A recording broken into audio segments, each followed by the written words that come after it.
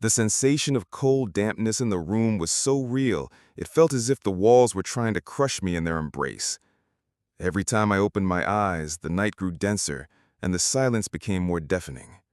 I never thought that simply waking up could turn into captivity, one with no escape. My struggle didn't start in one night, and with each passing night it grew increasingly hopeless. I had always believed that sleep was a safe haven, a place to forget all fears and anxieties. But that illusion quickly vanished. Parasomnia, an invisible enemy, struck unexpectedly like a sharp knife, piercing through my mind and body. At first it was mild. Brief awakenings, blurry images, shadows flickering at the edge of my vision. I blamed it all on fatigue, work stress, the city lights seeping through the curtains. But over time, the boundary between sleep and reality completely dissolved. I began seeing dreams that started out ordinary but turned into nightmares that stayed with me long after I awoke. The scariest part was that I couldn't control my body. My legs moved on their own, my hands performed actions I couldn't remember. In the mornings, footprints appeared on the floor, scratches on my face, and in my head, the echo of foreign voices and screams. I tried to talk to doctors about it. Their cold gazes and vague words, parasomnia, psychological disorder, brought no reassurance. The medications helped only temporarily.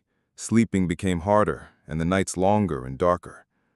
The fear grew exponentially. It felt as though I was losing control of my body, but the worst horror was inside my mind. One night I woke up in absolute darkness, with no idea where I was. The bed was gone, the walls had vanished, and the air was thick and sticky. I felt someone watching me, but no one was there. I started to move, trying to find light, some kind of reference point. Footsteps echoed in the void, but they weren't mine. My movements grew more frantic. Suddenly, silhouettes began to emerge from the dark. They had no faces, just black smudges gliding along the walls and floor. They came closer, silently, but I could feel their anger and hostility. My heart pounded so loudly it felt like it would burst. I screamed, but my voice was swallowed by the endless black. I woke up on the floor of my apartment, cold, exhausted, scratched. Something was wrong. I began carefully tracking my movements during sleep. I set up a camera. But what the camera recorded surpassed all my fears. I saw my body rise from bed and start to perform actions, not just walking, but searching, doing something. My face was emotionless, my eyes empty. The most disturbing part was that in the morning, I couldn't recall any of it.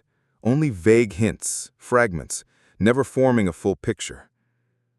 I was losing myself.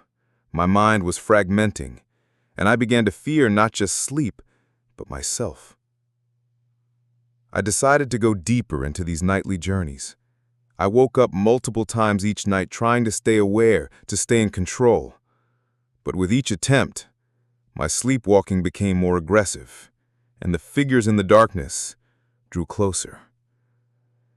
Then one night, in another half-waking moment, I felt something in my hand.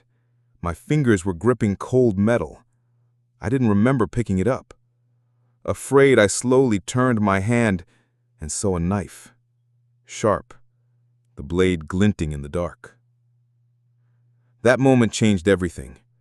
I realized that the one controlling my body at night wasn't just wandering, he was acting, searching for something or someone. I began to fear my own body, not the one that belonged to me, but the one that had become foreign, dangerous. I started looking for answers, in books, online, in my own memories, and I discovered something strange. Parasomnia could be a symptom of deep psychological trauma, repressed memories the brain tries to bury. And I remembered, long ago, when I was very young, there was a tragedy I had never spoken of, a secret I kept, even from myself. That night, I finally understood the truth I had been afraid to face. What I thought was a nightmare, parasomnia, wasn't just a disorder. It was my mind fighting back against memories. Another me had taken root inside my consciousness, one who had experienced the pain and fear. And at night, he came out. He lived. He acted. When I looked in the mirror after waking, I suddenly understood. I was both the victim and the perpetrator. That other me existed to protect me from past pain. But that struggle was consuming me completely. I will never see dawn the same way again, because now I know the darkness that comes with night isn't just outside. It's intelligence. Blind, deaf, but thinking darkness, waiting patiently for the moment you relax. It doesn't attack. It seeps in, quietly, gradually, like mold in the cracks of memory. I thought it was parasomnia. The doctor said I was sick, but the truth is worse. I wasn't sick. I was open. Each night when I fell asleep, I felt something pass through me. The air in the room thickened. The silence began to sound like muffled breathing. It felt like I wasn't home anymore, even though nothing had changed. The objects retained their shape, but lost their meaning. The walls weren't for protection. They were to keep me in. And that's when what I had long called sleep began. But it wasn't sleep. The final night, before everything broke, I physically woke up, just as I felt someone standing by my bed. I couldn't move. My body was stone, but my eyes saw. It wasn't a hallucination. A shadow figure with outstretched arms was watching me. It didn't blink. It didn't breathe. It had no face, just a dark void that pulsed with something alive. I felt like it was observing, copying, or remembering. And in the morning, I discovered it had left me a gift. On the wall opposite my bed was a pattern that hadn't been there before, something like runes or scratches arranged in perfect geometry that made me nauseous just to look at. I tried to scrub it off. Useless.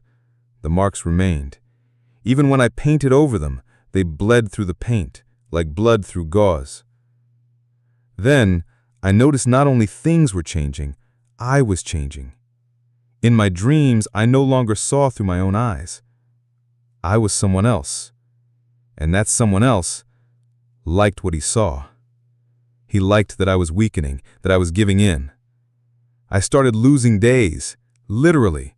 I'd wake up on Tuesday and the calendar would show Thursday. People called me who I'd never spoken to. Food appeared in my fridge that I hadn't bought. In the mirror, a gaze that lingered a little too long even after I'd looked away. I no longer trust any awakening, because I don't know if it's really me opening my eyes. A month ago, I decided to conduct an experiment. No sleep for 3 days, to stay conscious, in control. And on the third night, when reality began to unravel, I saw it. The true form of the darkness. It wasn't a shadow.